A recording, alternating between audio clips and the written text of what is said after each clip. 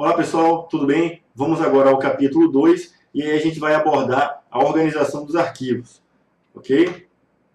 Os tópicos que a gente acha que pode ser abordado em provas. Então o que a gente fez? Pegou os editais do Exército, Marinha e Aeronáutica, não sei se vocês visualizaram um vídeo que eu postei, e a gente deu um merge nesse conteúdo dos 3 editais e aí a gente extraiu dali o que é importante, tá, ser pontuado, beleza?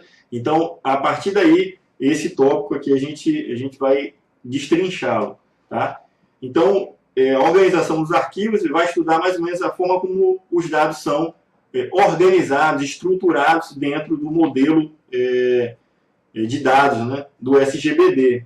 Então, é um projeto lógico, onde a gente vai conseguir visualizar ou definir as entidades, os atributos, relacionamentos. Só que existem diversos conceitos que caem em provas e tem até algumas pegadinhas, a gente vai tentar passar isso aí para vocês. Tá?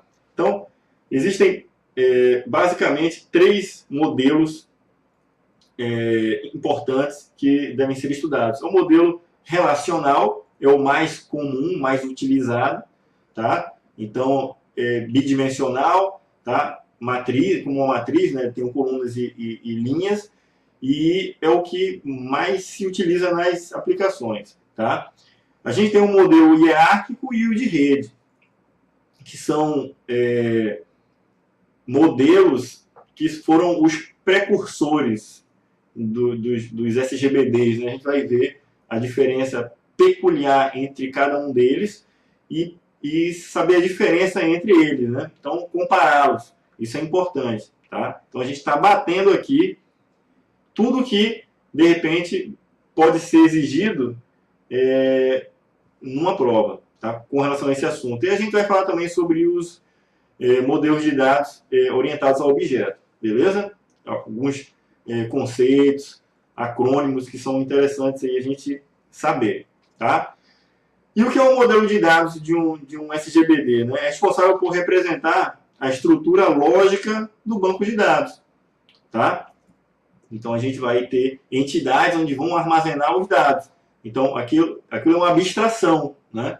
Que a gente sabe que o SGBD vai ter que fornecer essa funcionalidade, esse recurso, de forma a facilitar a nossa vida para persistir os dados fisicamente, beleza? E o modelo de dados, ele inclui relações e restrições, tá? As relações, então a gente vai ver que são tabelas, tá? Com seus dados, suas informações, e é necessário configurar restrições para que não existam, por exemplo, anomalias, ou que facilite pesquisa. Então, tudo isso são restrições que são feitas para não deixar o banco de dados desestruturado. As restrições, ela permite garantir integridade, principalmente, né? Então, vamos lá. O modelo de dados determinam os dados que podem ser armazenados e recuperados, determinam como os dados podem ser armazenados e recuperados. Então, é lógico, se eu estou definindo um modelo lógico, tá, as minhas entidades, eu tenho uma porta de entrada e de saída desculpa, dos dados que estão sendo persistidos. Tá? Então, logicamente, eu vou ter que fornecer essas entidades para o mundo externo. Okay? O modelo de dados pode ser representado por um diagrama. Tá? O SGBD escolhido para um projeto deve suportar aquele modelo desejado. Então, se a minha aplicação ela precisa de um modelo relacional, tá? De tabelas com atributos, né? Linhas e tudo mais, eu vou ter que implementar, vou ter que escolher no mercado um banco de dados relacional. Então tem diversos, como a gente já viu na aula anterior, SQL Server, DB2, Postgres, MySQL e Oracle, e assim vai. Tá? E existem outros bancos de dados que atendem outras demandas. Então, didaticamente, a gente tem os bancos de dados hierárquicos, que foram os precursores, vamos dizer assim, e os de rede, né? Foi uma evolução dos bancos de dados, de modelos de dados hierárquicos, né? Foi uma evolução, os de redes. Então, existem outros, como por exemplo os orientados a objeto, tá? Ou a mesclagem relacional objeto também, tá? Então, no projeto de banco de dados, você faz o desenho lógico, tá? E aí você vai precisar saber qual que é o banco de dados que vai dar suporte a esse desenho lógico, essa estrutura lógica que você está criando, que você deseja implementar, tá? Então não adianta, por exemplo, eu fazer um projeto de um sistema que vai depender de um banco de dados, por exemplo, que tem uma especialização, uma especialidade de persistir dados no formato de grafos, por exemplo, como é o caso daquele Neo4j, né, que a gente já viu. Então eu vou ter que ter essa solução utilizando um SGBD que dê esse suporte. Então esse item trata desse tema, né? Alguns SGBDs fornecem suporte para vários modelos ao mesmo tempo, ok? Modelos de dados conhecidos: o relacional, o hierárquico, o modelo de rede e o modelo de banco de dados orientados a objeto. Esses aí são os didaticamente estudados, e o que a gente tem que ter muito cuidado nos concursos, porque é os que exigem conhecimento nos detalhes ali, e a gente precisa saber compará-los, né? A diferença entre eles, ok? O modelo relacional objeto, tá? Modelo de entidade e relacionamento, ok? Então, modelo relacional. O modelo relacional é o que é mais utilizado, tá, pelas aplicações. Foi introduzido por Edgar Frank Code, o TED, né? Então, TED é o apelido dele. Na aula anterior, eu coloquei TED Code como sendo o nome dele, tá? Mas é só o apelido TED. O nome correto dele é esse Edgar Frank Code, né? E em 1970, lembramos lá que ele fez um estudo onde ele propôs, tá, que o banco de dados fosse estruturado num modelo matemático, tá? De matrizes. Então, foi aí que apareceu os conceitos que a gente utiliza hoje em dia, tá? Que foi o mais difundido, mais utilizado. Está um pouco perdendo espaço por conta das aplicações orientadas a objeto, mas hoje é ainda o modelo de dados mais utilizado, tá? Então, existe também o modelo relacional objeto, que aí mescla um pouquinho do que é o sistema no modelo relacional com o objeto, tá? O orientado ao objeto. Ele é baseado em teoria matemática das relações. O banco de dados relacional ele tem uma representação bidimensional ou matricial, né? Que é de colunas e linhas, beleza? Tornou-se o padrão de fato para aplicações comerciais. Classifica os dados em entidades chamadas tabelas. Fornece simplicidade e performance. O primeiro SGBD a implantar esse sistema foi o System R, da IBM. Terminologias do modelo relacional. Então, a gente tem relações, atributos, domínios, tuplas, chaves de uma relação, então chave primária, estrangeira, candidata. Aí você pode ter dessas chaves um formato simples ou composto dele. Tá? A gente tem os relacionamentos, restrições de integridade desse modelo relacional. tá? Então, só mais um detalhe aqui, e a gente vai ver exemplificando, é a diferença entre o que são relações, que são tabelas, ok? De relacionamento. Então, existe uma diferença sutil, mas isso é fator preponderante de você acertar ou errar uma questão, tá? Então, relações, a gente vai ver, são tabelas, entidades. E os relacionamentos são os relacionamentos entre eles, entre essas entidades. Então, relações de um modelo relacional é a representação bidimensional dos dados. Então, são as colunas e linhas de uma entidade, tá? São relações. Relações dos dados, tá? Também são chamadas de entidades e tabelas. A relação é diferente de relacionamento, ok? Então, por exemplo, uma tabela pessoa, ou pessoas, né? Ela possui ali seus atributos, tá? Que são as colunas aqui, ó. ID, nome, endereço, salário, tá? E as linhas, tá? Que são os registros, que são também chamados de tuplas, a gente vai ver mais na frente, tá? Então, esse conjunto da obra aí são tabelas, são entidades e são relações, tá? Imaginemos o conceito de relações como as relações dos dados, né? Dentro de uma mesma entidade. Tá? Atributos. Os atributos são as colunas, né, de uma tabela. Às vezes chamado de cabeçalho também, né?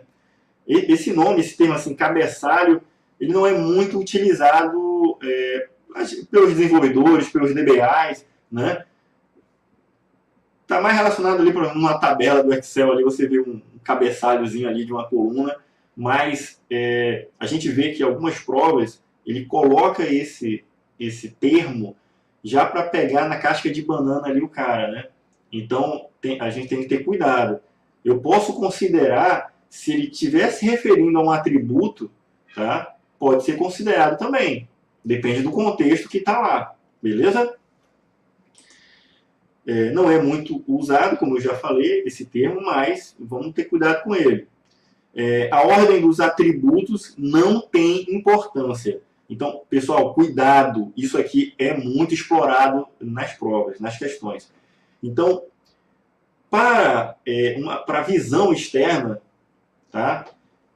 A modelagem da tabela, da entidade, não importa a ordem que você coloca os atributos. Tá? Porque na hora que você for fazer um select, for recuperar os dados, você pode alterar a sequência, tá? A ordem lá no select daqueles atributos, na forma como você visualiza ela. Então, você sequenciar, posicionar ele em algum lugar na tabela, isso não tem importância. Por exemplo, normalmente se convenciona que a chave primária da tabela está lá na primeira coluna, né? Mas isso não é obrigatório, ela pode estar no meio da tabela lá, pode estar no final, assim, a ordem não interessa. Por convenção de estética, eu acho, se coloca lá como o primeiro atributo, mas isso aí não interfere em performance, não interfere em nada, tá? E cuidado com isso aí, beleza? Vocês vão ver que isso aí aparece em questões. Então, por exemplo, aí, o exemplo de uma tabela, tá? Então, a gente vai ter o atributo ID, nome, endereço e salário, como sendo as colunas, o cabeçalho de uma entidade, ok? Conceito de domínio. Domínio, ele é a representação do dado como um tipo de dado, tá? Então, todo atributo de uma tabela, ele tem que ter um tipo de dado, tá? E esse tipo de dado, ele caracteriza aquele atributo como sendo único, como sendo um tipo de informação única. Você não mistura vários tipos de informação no mesmo atributo, ok? É um conjunto de valores atômicos. Então, o que quer dizer isso daí? Quando eu defino que um atributo da minha tabela é do tipo numérico, e eu espero que os dados que lá vão ser inseridos não podem ser caractere. É até uma restrição. Se eu tentar adicionar um dado, uma informação lá, um texto, em um atributo que ele é numérico, ele vai me dar uma exceção ali, não vai deixar aquele dado entrar. Tá? Esse é um tipo de restrição. Eu estou restringindo aquele atributo para um domínio específico de dado. Aqui, o domínio daquele dado ali é numérico. Eu posso ter um domínio, um atributo, tendo um domínio de dado que vai ser, por exemplo, uma string, tá? Um texto, né? Data. Então, eu tô restringindo, estou colocando uma fronteira, um domínio que aquele cara não pode ser ultrapassado. Então, eu não posso ter valores distintos ali para aquele tipo de atributo, e aí ele é atômico nesse sentido, ok? Só há um domínio por atributo, ou coluna, né? Então, cuidado que tem questões de pró, com casca de banana, que ele pode colocar lá um texto lá, bonito, não sei o que, aí lá no meio ele coloca lá que um atributo pode ter vários domínios. Aí você, opa, não pode. Ok?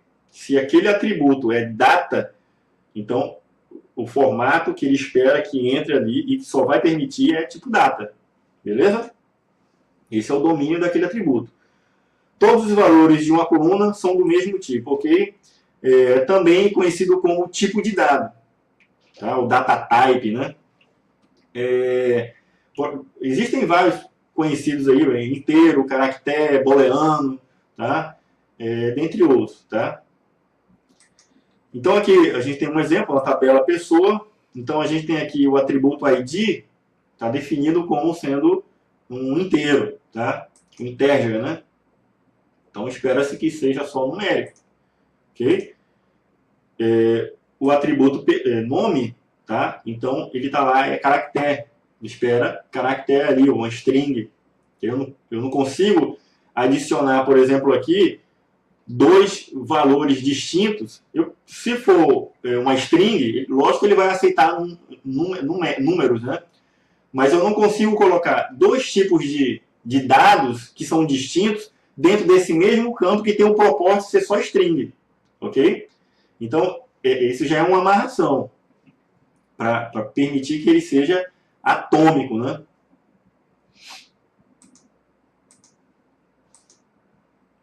E assim sucessivamente. Cada atributo tem o seu tipo de dado, tá? Na sua entidade. E para todos os registros, as tuplas que existirem, cada atributo tem o seu próprio domínio. Beleza. Vamos lá. Tuplas em um modelo relacional representam as linhas, né? Os registros de uma entidade, de uma tabela, de uma relação. Okay? Relação diferente de relacionamento. Também é conhecido como registro. A ordem das tuplas não tem importância. Da mesma forma que a ordem dos atributos não tem importância, a ordem das linhas também não. Tá? Então, o que vai dar performance a uma tabela são os índices. Tá? Mas, quando aquele registro, aquela tupla, ela é persistida fisicamente no disco, tá?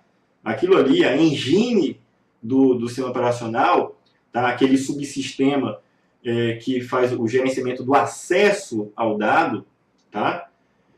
Ele tem os seus endereçamentos, ele sabe onde está essa tupla lá no disco, tá? E o índice vai ser importante nessa hora. Mas o posicionamento dele, se ele é o primeiro registro, se ele está no meio da tabela, se ele é o último registro ou o primeiro, ok? Não interessa. Tá? Isso não vai surtir diferença alguma em relação à performance, ok? Quando um select, uma aplicação for ter a visão, for resgatar a visão de uma tupla, ok? Ou de um conjunto de tuplas, tá? vão ser acessados as entidades, tá? E aí vai se chegar até lá nos endereços onde estão essas fisicamente persistidas, tá? E não tem nenhuma relação assim de performance no nível lógico, né? A gente está numa situação que a gente está falando do nível conceitual, tá? Então a gente tem a entidade, tabela, e tem as suas tuplas ali. Aquilo ali é abstrato. Lógico que, fisicamente, aonde esses caras estão gravados, a forma como ele está gravado lá, talvez vá surtir algo de performance. Tá? Mas aí é a engine que vai tratar isso daí. No nível mais baixo, na verdade, é o sistema operacional, né, que vai resgatar. Por exemplo, o que eu estou querendo dizer? É que o disco, ele pode, vamos supor que eu tenho vários discos lá num array, e aí ele vai, dependendo do tipo de array, gravar num determinado bloco, numa determinada trilha, outro dado numa trilha em outro disco. Então, esse tratamento aí, é lógico que pode, de acordo com o posicionamento da agulha lá no disco, no prato, né, do disco, a gente tem alguns fatores que vão influenciar a pesquisa fisicamente, tá? Então, o fator de rotação, né, o fator de acesso à memória, por exemplo, tá? Concorrência, tudo isso tem um aspecto, mas é do sistema operacional, tá? Para o nível que a gente está aqui, que a gente está falando modelo de dados, modelo conceitual, isso pouco importa. É por isso que a ordem das tuplas não interessa muito. Todas as tuplas devem ser únicas, tá? No conjunto. Então, por exemplo, a gente tem aqui pessoas, tabela pessoas. Então, as tuplas, tá? A gente tem aí 4 tuplas que são distintas entre si. Ok?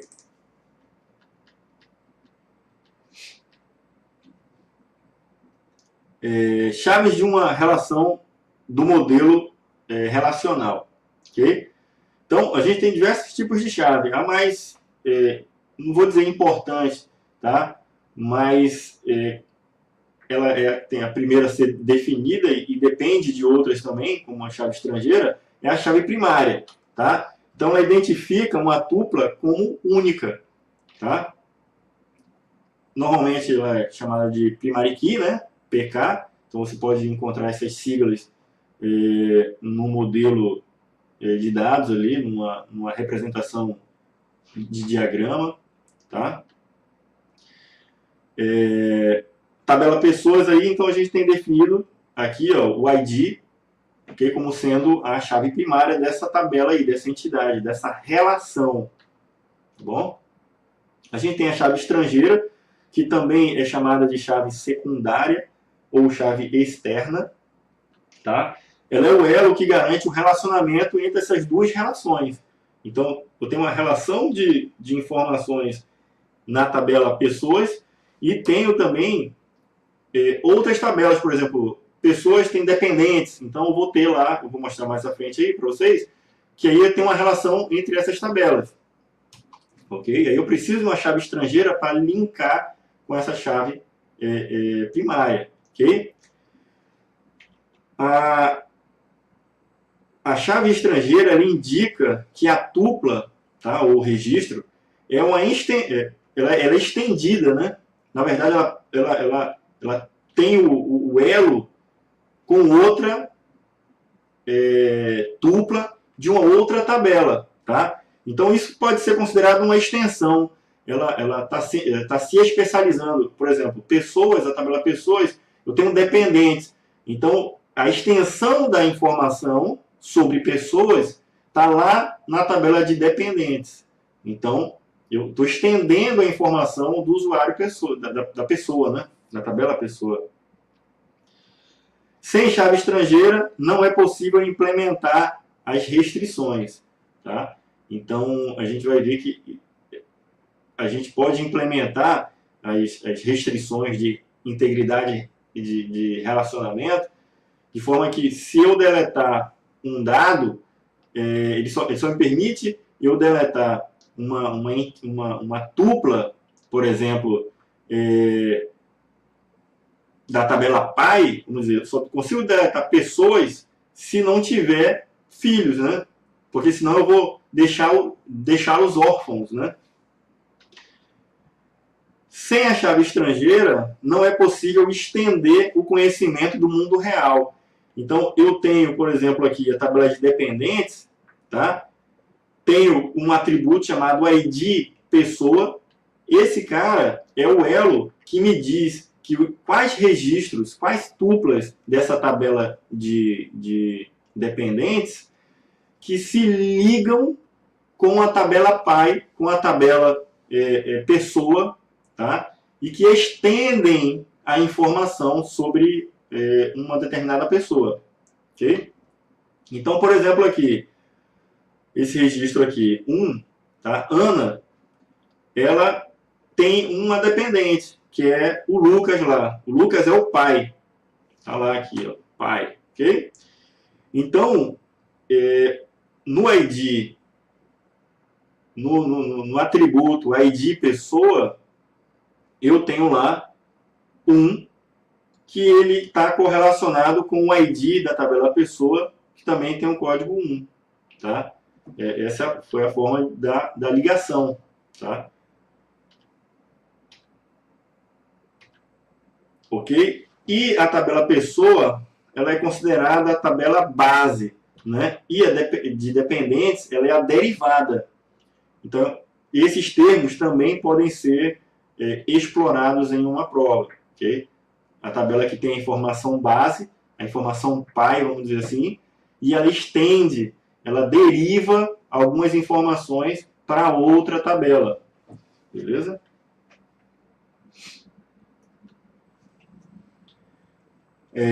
Também existe a chave candidata. A chave candidata pode ser um ou mais atributos que ele, por natureza, ele já tem características que dão unicidade à tabela, que já deixa, a tabela não, perdão, ao registro, tá? À tupla. Então, por exemplo, aqui, ó, tabela pessoa, eu tenho aqui a chave primária é ID, mas eu tenho uma chave que ela é chamada candidata. Ela é candidata porque ela possui características que não iriam permitir que a tupla, né, o registro, pudesse ser repetido em algum momento na tabela. Tá? Então, mesmo ele tendo essa característica e podendo até ter sido definida como uma chave primária, tá? Ela não foi definida, mas ela é uma chave candidata. Ok? Então, se eu tivesse definido ela como chave primária, na minha tabela de dependentes lá, na minha tabela que eu estou estendendo o conhecimento sobre essa tabela base, né, que é a tabela derivada, eu também teria que colocar lá na chave estrangeira esse CPF, essa chave candidata também, tá? Para poder ter o elo. Tá? Tá aqui, ó, o atributo, CPF. Então a gente tem aqui, ó, que a chave candidata ela é só conceitual, ela não é implementada. Tá? Então, numa tabela, podem ter diversos atributos que têm a natureza de garantir que aquele registro lá não vai se repetir. Tá? Então a gente tem diversos, por exemplo, número de matrícula, CPF, RG, podem aparecer numa tabela. E em outros tipos de tabela também que não está relacionado diretamente com pessoa. Tá? Podem existir situações ali que tenham um atributo com essas características. Tá? Então ela é chamada de chave candidata. A gente tem também a superchave. O que é? É a definição de 2 ou mais atributos para compor a chave e fornecer a unicidade a uma tabela. Então, pode existir uma situação onde existe uma chave, tá? Mas ela não tem o poder suficiente de garantir a unicidade, ela pode se repetir, tá? Então, por exemplo, aqui, ó, naquela tabela de dependentes, o atributo ID pessoa, ID underline pessoa, eu posso ter a repetição do ID de pessoas. Então, é aconselhável adicionar um outro atributo que ele vai vai se juntar a esse atributo que pode ser repetido, que é a chave primária, e vai compor uma chave composta, tá? Então, a chave primária ela vai ser composta por esses dois atributos, ok? Então, tá aqui, ó. Ok? Relacionamentos do modelo relacional. Então, a gente, no exemplo aqui de pessoa e dependentes, a gente tem os atributos linkados, vamos dizer assim, a tabela base com a tabela derivada, tá? E aí, esses relacionamentos dessas duas relações, então eu tenho uma relação pessoa e a relação dependentes, ok? Aqui tem um diagrama, tá? Um formato aqui que é fácil de ser interpretado, tá? Então eu posso ter, para uma pessoa, eu posso ter vários dependentes aqui, um ou mais dependentes. A gente vai estudar mais à frente, não nessa aula, tem uma aula mais específica sobre cardinalidade, tá? Que vai definir o grau, né, das relações. Então a gente vai ver lá relação 1 para 1, 1 para N, né? Autorrelacionamento entre uma própria tabela, a própria tabela se autorrelacionando, né? Por exemplo, eu tenho uma pessoa, uma tabela de pessoas, e eu posso definir o gerente. Quem que é o gerente? O chefe. Então, posso ter um atributo ali que defina o ID do chefe. Então, esse cara já está na própria tabela, o ID dele. Então, esse é um autorrelacionamento. Então, tudo isso a gente vai ver, esses conceitos mais numa outra aula. Okay? A gente está só visualizando alguns componentes, atributos que são importantes teoricamente nessa parte aqui de modelo relacional. Tá? É uma associação entre as entidades, tá? Não há relação direta entre o nome do relacionamento e o nome da relação. Então, por exemplo, eu tenho o nome da relação dessa tabela aqui é pessoa. Então, eu tenho uma relação chamada pessoa. Eu tenho uma outra relação chamada dependentes. Tá? E o relacionamento entre eles, eu posso ter um nome também. Tá? Mas esse nome, tá? Normalmente, quando a gente vai criar uma relação, a gente tem um objeto, né? Então, isso para o banco de dados, eu tenho que chamá-lo de alguma coisa. Até para ele gerar lá no metadado a informação daquilo ali. Então, o nome que eu vou atribuir, por exemplo, pessoa dependentes, é o nome da relação, do relacionamento que eu estou criando. Então, não existe nenhuma relação direta entre esse nome que eu criei, tá, para definir o relacionamento dessas duas relações, pessoa e dependentes. Okay?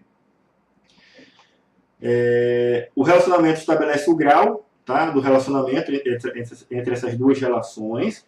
Então, isso aí é a cardinalidade, né? Tipos de restrições de integridade no modelo relacional. Então, a gente tem diversas formas de a gente restringir em diversos níveis. Seja no nível de tupla, da entidade, do relacionamento entre as tabelas. Eu posso fazer, por exemplo, restrição semântica, né? Então, num contexto, se acontecer alguma coisa, né? É uma restrição contextual. A gente vai ver isso aí, tá? Então, são diversas formas. E é bom a gente saber cada uma delas. Então, vamos detalhá-las aqui. Restrição de domínio. Então, restringe o valor de cada atributo dentro da tupla. Ok? Restringe o valor de cada atributo, ok? Dentro de uma tupla. Então, dentro de uma tupla, eu tenho vários atributos. Cada um atributo tem o seu próprio domínio. Quando eu defino o domínio, que é um fator obrigatório, eu não consigo criar um atributo sem que eu defina de que tipo ele é. Tá? Então, isso já é uma restrição.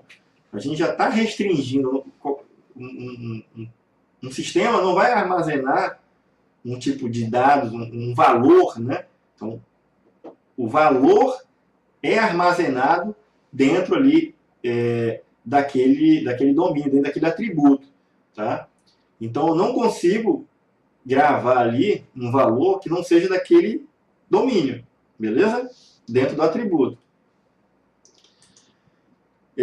Temos a restrição de chave, ok? Isso aí é uma forma de garantir que uma tabela vai ter uma tupla única, os registros vão ser únicos dentro de uma tabela, ok? Que ele não se repita. Restringe ao surgimento de tuplas únicas, né? Idênticas. A gente tem restrição de valores nulo ou restrições de vazio. O que é isso? Para todo atributo, eu tenho que dizer se esse atributo ele permite valor nulo ou não. Então, não sei se vocês já tiveram a oportunidade de configurar um modelo de entidade criando o objeto lá, a entidade. Os atributos, a maioria dos SGBDs, ele dá lá, por interface gráfica, para você, dentre as configurações daquele atributo, ele pergunta se você deseja que aquele atributo ele seja nulo, ele permita valor nulo ou não. Tá? Agora, é lógico, para essa condição de você aceitar que um atributo possa ser nulo, existem restrições. Por exemplo, a de chave. Eu não posso, no atributo que ele é chave, eu não posso permitir valor nulo. Lógico, né? Não posso. Então, isso aí é uma restrição também. Tá? Que é a restrição de chave. Né? A tabela tem que ter um valor, um chave que garanta a unicidade. Se eu estou dizendo que aquele atributo que eu defini como chave, ele permite valor nulo, então admitiria que diversas tuplas fossem adicionadas com valor nulo ali, tá? E o que não garantiria a unicidade de alguns dos registros ali. Então, o próprio SGBD, a engine, já bloqueia, tá? Então, restrição de valores nulo, vazio, só para atributos que não são chave, ok? Então, tá aí, ó, define se um atributo permite ou rejeita receber valor nulo. Para chave primária e chave estrangeira, né, não pode se utilizar esse recurso. Tá? Continuando sobre os tipos de restrições de integridade, a gente tem a integridade referencial. Então, essa é uma integridade entre os relacionamentos das relações, das entidades. Tá? Então, uma tupla em uma relação que faz referência a outra relação, ou seja, a outra tabela, deve se referir a uma tupla existente em uma relação. Eu não posso cadastrar um dependente se eu não tenho a pessoa a qual aquele dependente vai ser ligado. Né? Eu não posso fazer o pedido de um material que não existe na tabela principal. Então, me obriga a lançar primeiro a pessoa, depois o seu dependente. Isso aí já é uma garantia de me restringir que eu cadastre primeiro um dependente para depois cadastrar a pessoa, né? Não faz sentido. A mesma coisa, eu só vou fazer um pedido de um item, de um material, se aquele existir. Tá? Então, também garante, por exemplo, que em situações de exclusão de um registro, eu não consiga excluir, a não ser que seja forçado isso, se você configurar para que essa restrição seja ignorada. O normal é que o SGBD, com essa restrição configurada, ela não permita que você exclua o registro pai. Tá? Então, eu não posso excluir, por exemplo, um material, um item que está sendo vendido, uma loja virtual, por exemplo, eu tenho um produto para vender, e os pedidos.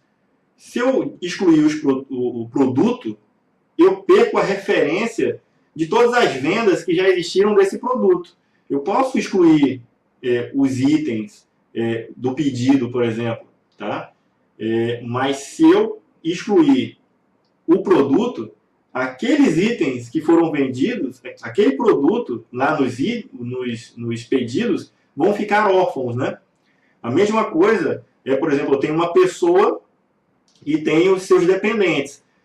Se eu excluir a pessoa, aqueles dependentes que estão na outra tabela vão ficar órfãos, né? Se eu fizer um select e for recuperar umas informações, ele não vai trazer qual pessoa está relacionada àquelas dependências, né?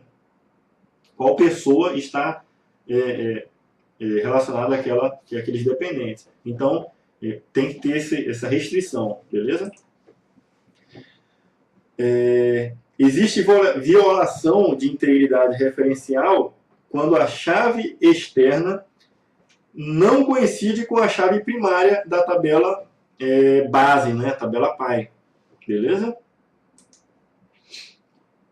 É implementada pelos SGBDs como constraints, tá? Normalmente é chamada de constraints. Okay?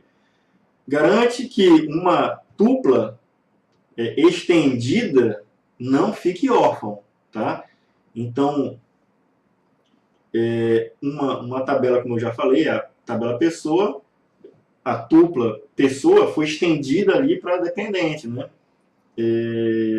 Especializado. Então, o que acontece é que essa integridade referencial vai me garantir que eu não tenha registros órfãos, né? Então, esse é o principal motivo de existir, ok? As constraints, elas podem ser... Desculpa, pessoal. Elas podem ser desligadas. Existem algumas situações onde pode-se admitir, tá? De repente do contexto ali, que registros pai ou base sejam excluídos, tá? Vai perder a integridade referencial, tá? Vão ter registros órfãos, mas um contexto específico, em um dado momento, foi necessário fazer. Aí o que acontece? Normalmente o DBA desliga, tá? Ou remove as constraints, remove essa restrição, e aí a operação de poder excluir um registro pai é possível. Diferente disso, vai dar uma exceção, vai dar um erro lá dizendo que aquela operação ela é proibida, tá? Para não violar a restrição. Eu tenho também as restrições de integridade definidas pelo usuário, tá? Essas são restrições contextuais, semânticas, tá? Então, estão muito ligadas à regra do negócio, tá?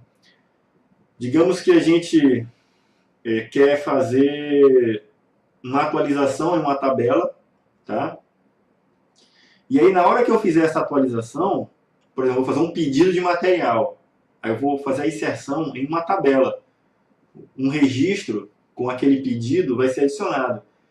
Mas eu quero criar uma restrição que ela só permita eu adicionar esse pedido caso no estoque aquele material, aquele produto exista. Ok? Então, eu não tenho outra forma de fazer isso daí, senão semanticamente. Todos os outros métodos de restrição que a gente já viu, tá? De chave, restrição de domínio, esses aí não se encaixam nesse contexto que eu estou dizendo aqui. Eu quero, se for fazer um pedido de material, vou pedir aqui 30 itens de um produto. Só que no estoque só tem 5. Se eu pedir 30, eu vou ter que ter alguma forma de barrar isso daí. Ok? Então, com esse tipo de restrição que a gente vai fazer. Ok? Então, existem mecanismos, por exemplo, as triggers podem fazer isso daí. A gente vai ver mais na frente. Possui várias classificações, né? Esse tipo de restrição definida pelo usuário. É definida porque ele vai ter que desenvolver, vai ter que programar ou codificar o contexto que ele deseja fazer a restrição. Ok? Então é verificar o estoque primeiro antes de deixar o pedido ser salvo. Tá? Lembrando que isso é no nível do banco de dados. Eu tenho como fazer essa restrição no nível de aplicação, mas a gente está no nível do banco e é possível implementar isso também. Ok? Então, essa é chamada de restrição funcional, restrição semântica, de contexto ou condicional. Então, tudo isso está relacionado à mesma coisa, à mesma nomenclatura, é o mesmo contexto. Tá? Deixa eu ver aqui. Então, ela é implementada por asserções, né, e gatilhos, que são as triggers. Tá? Então, asserções são condições. Né? Então, eu tenho uma condição específica que é avaliar um parâmetro específico ali do banco. Tá? Então, vou fazer um select em outra tabela para verificar uma condição e se aquilo for satisfeito, aí eu deixo o registro ser adicionado ou deletado. Né? A mesma coisa nesse contexto, tá? Funcional, né? Dessa restrição definida pelo usuário, eu posso fazer para uma exclusão de um item. Então, digamos que eu queira que somente uma pessoa possa excluir aquele tipo de item ali. Até nível de privilégio, por exemplo, eu posso fazer isso. Digamos que eu consiga, deixa eu ver se no contexto de uma aplicação, eu teria que saber o usuário que está logado lá, tá? De repente uma variável pode guardar essa informação e repassar ali, mas aí teria que ser no nível de aplicação, aí não vale não. Mas digamos assim, num contexto de exclusão, tá? Quando eu for fazer uma exclusão, o produto volta para o estoque, tá? Ou então, digamos o seguinte,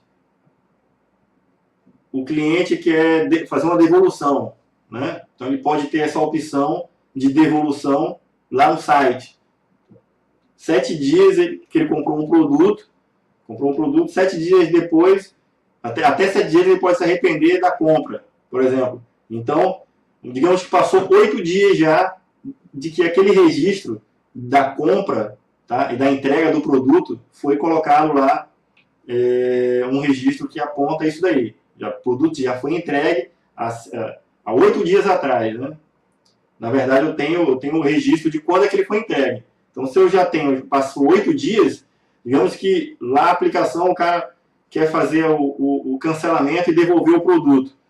Nessa hora, eu posso fazer, através dessa restrição de exclusão, né? Eu posso fazer avaliar qual foi a data da entrega do produto. Foi X. Então, qual é a data de hoje? Y. Então, já se passou mais do que o período necessário ali para se permitir que esse item seja devolvido ou excluído esse item, sei lá, né? Eu estou dizendo um exemplo aqui que veio à mente, talvez não seja o mais adequado, mas para contextos, esse é o cenário de usar asserções e triggers, ok? Outro modelo, a gente falou sobre o modelo relacional, agora a gente vai ver, estudar um pouco do modelo hierárquico. O modelo hierárquico, ele foi o primeiro modelo desenvolvido, reconhecido no mercado, tá? Ele perdeu o interesse da comunidade após o surgimento do modelo relacional, tá? Então, quando do surgimento da programação estruturada, né, que faz utilização aí das estruturas de banco de dados e tudo mais, esse modelo hierárquico foi caindo pela manobra, foi caindo de uso, né? Consiste em uma coleção de registros que são conectados uns aos outros por meio de ligações. É estruturado em hierarquia ou árvore. Surgiu com a consolidação de discos, né, endereçáveis. É um relacionamento pai e filho, e os registros são armazenados em nós. Tá? Existem basicamente dois tipos de componentes dessa estrutura e desse modelo hierárquico, que são as caixas e linhas. Tá? Então a gente tem um exemplo aí, aqui é uma árvore, né? Então se você for ver aqui, tem a estrutura de uma árvore. As caixas representam os registros, tá? E as linhas, essas ligações. Beleza. É implementado pelo Information Management System, da IBM. Foi o primeiro a implementar essa solução hierárquica. Tá? Qual é a desvantagem? Dificuldade de implementar. As buscas mais complexas são mais complexas devido à necessidade de navegar a árvore. Então, ela não só é mais complexa, como também mais demorada. Por quê? Se eu for ter que procurar um registro, eu tenho que navegar por eles. Tá?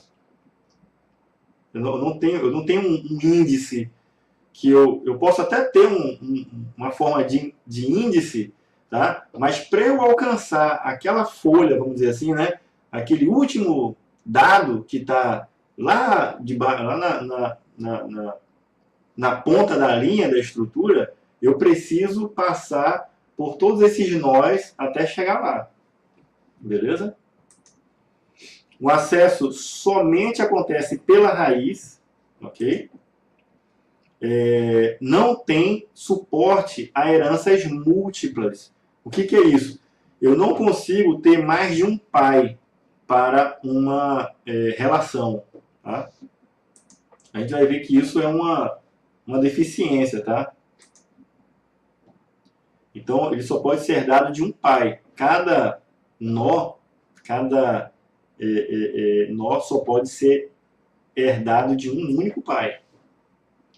O modelo de rede, ele tende a ser uma evolução do hierárquico e resolver alguns problemas que aconteciam. Um deles é a herança múltipla. Tá? Então, ele evoluiu do hierárquico, eliminou limitações do modelo hierárquico, permitindo, né, a herança múltipla. Então, eu posso ter, sim, mais de um pai nessa relação aí, tá? De um registro com mais de um pai. Então, se a gente for ver aqui, por exemplo, o projeto 1 e o projeto 2, tá? A pessoa Paulo, ela é herdeira, vamos dizer assim, tá? Ela se liga com mais de um pai, hierarquicamente. O projeto desse modelo de rede pouco evoluiu, né? Também em relação ali ao modelo relacional, que estava evoluindo bastante, ok? Não concentrou muita energia da comunidade, dos sistemas, em usar essa metodologia, esse modelo, né, de rede. Okay? mas isso não é exceção. Dependendo do tipo de aplicação, esse modelo pode ser empregado, né? A exemplo, por exemplo, do acesso aos discos ali, que eu tenho, por exemplo, superblocos, né? Então eu tenho o superbloco e tenho o superbloco as referências dos blocos de dados. Então essa é uma estrutura parecida com uma rede, né? Eu tenho dados sendo armazenados de uma forma bem primitiva, né? De bits ali dentro dos blocos. Mas se eu for analisar friamente essa estrutura, eu tenho uma estrutura em rede, né?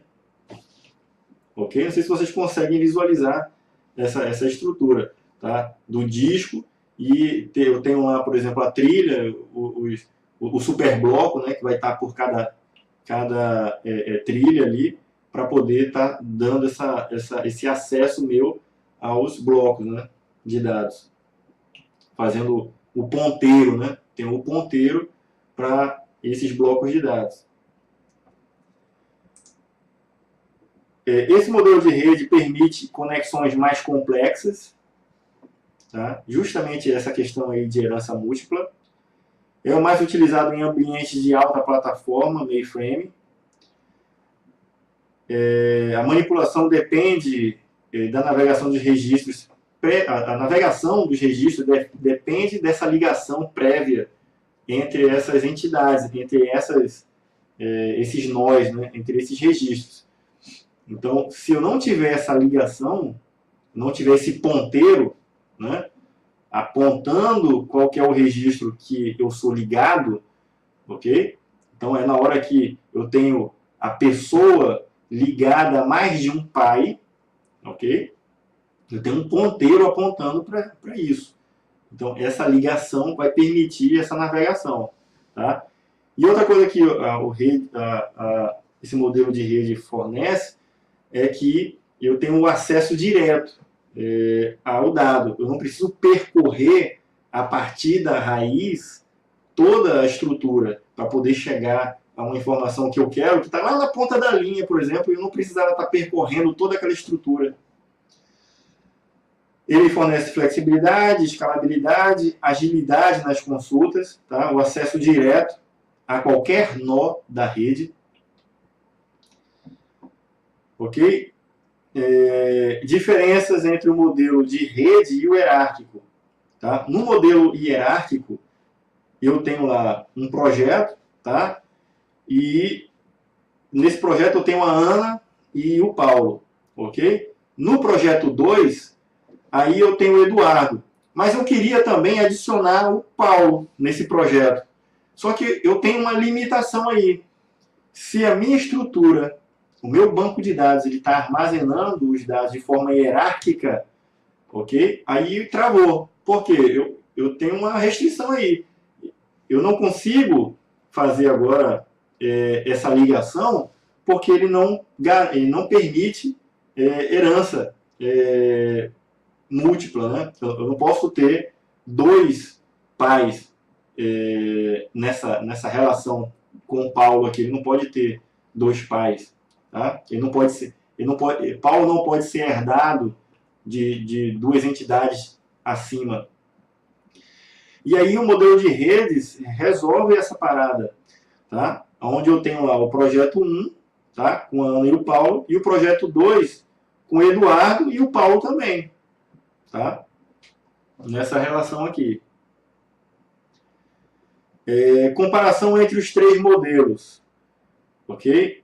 No relacional, em relação ao diagrama, aí eu vou poder fazer a representação gráfica ali das entidades no modo de entidade e relacionamento, ok? É um diagrama chamado diagrama de entidade e relacionamento. No modo de hierárquico, né, no modelo hierárquico, eu tenho um diagrama de árvore. E no de rede, eu tenho o diagrama de rede. Em relação aos componentes, tá? No modelo relacional, os componentes que são utilizados são as relações, tabelas, atributos, tuplas e os relacionamentos. Na hierarquia, eu tenho caixas e linhas. Assim como no de redes também, eu tenho caixas e linhas, tá? Caixas representando os registros, tá? E as linhas, os relacionamentos. Em relação às buscas, tá? A recuperação desses dados, tá? O modelo relacional ele é bastante rápido, porque ele é indexado. O acesso passa a ser direto. E eu também crio no modelo relacional uma abstração onde eu faço acesso às entidades no modelo lógico. A forma como ele é acessado lá embaixo tá encapsulado, tá, nas camadas de baixo, lá no nosso nível interno, né? Ok? Do SGBD. As buscas no modelo hierárquico, a navegação ela tem que ocorrer por toda a hierarquia, tá? A navegação ela inicia na raiz, ok? E ela, por esse motivo, é lenta. As buscas no modelo de rede, o acesso ele é direto a qualquer nó. Então ele passa a ser mais rápido, tá? O acesso passa a ser mais rápido. Então, em termos práticos, por exemplo, o modelo de hierarquia, tá?